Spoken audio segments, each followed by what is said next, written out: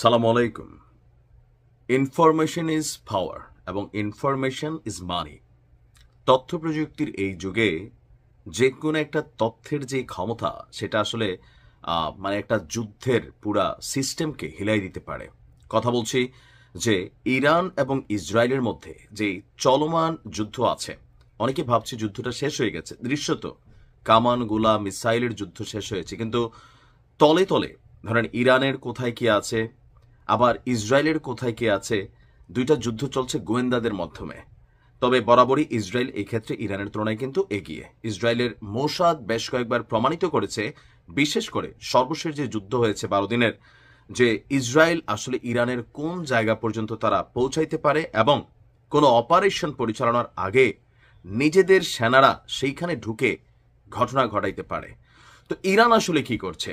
Iran হাঁটছে আবার ভিন্ন পন্থায়, যে ইসরায়েলের মধ্যে কোনো ধরনের ইসরায়েলি স্টাইলে আপনার কোনো অভিযান চালাইতে না পারলেও ইসরায়েলের যে তথ্য উপাত্তগুলা সেইগুলা কালেকশনের জন্য তারা দীর্ঘদিন যাবৎ চেষ্টা করছে। আর আজকে চাঞ্চল্যকর যে তথ্য আসছে, এই তথ্যগুলো যদি সঠিক হয় তাহলে মুহূর্তের মধ্যেই পুরা সিস্টেম গায়েব হয়ে যাবে। বুঝতেই পারছেন কাদের।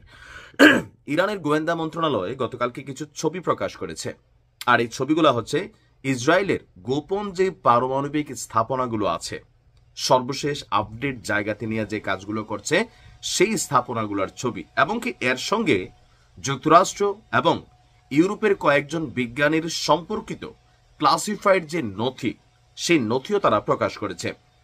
ইরানের রাষ্ট্র পরিচালিত সম্প্রচার মাধ্যম প্রেস টিভির প্রতিবেদনের বরাত দিয়ে এই চাঞ্চল্যকর তথ্য সামনে আসলো।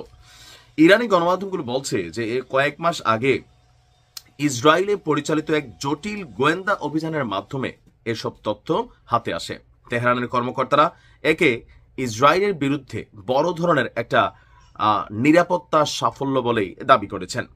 ইরানের গোয়েন্দা মন্ত্রী বলছেন, এই অভিযানে ইসরায়েলের পারমাণবিক এবং নিরাপত্তা সংস্থার ভেতরের কয়েকজন কর্মী সহযোগিতা করেছে। তারা নথি গোপনে তেহরানে পাঠান। প্রধানমন্ত্রী নিহুর উচিত হবে নিজেদের কর্মীদের জীবনের মানোন্নয়নের দিকে খেয়াল রাখা, কারণ তাদের অনেকেই অর্থের বিনিময়ে আমাদের সহযোগিতা করছে।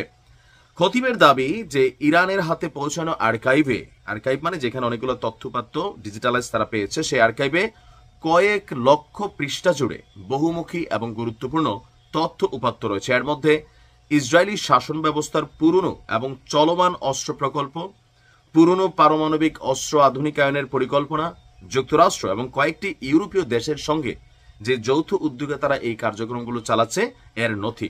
এই নথিতে অনেক ব্যক্তিদের নাম এবং সংগঠনেরও আপনার তথ্য রয়েছে। তো সবকিছু মিলিয়ে এই যে তথ্যগুলো, এগুলা ইরানের দাবি যে এগুলো সবগুলো আপডেট তথ্য। মানে ধরেন কথার কথা, আগে ইসরায়েলের পারমাণবিক স্থাপনা ছিল ঢাকা, পুরান ঢাকায়, এখন এটা যে নতুন ঢাকা আসছে, নতুন ঢাকা কোথায় নিয়ে এই সেট আপটা দিছে সেই তথ্যগুলো তাদের কাছে আছে।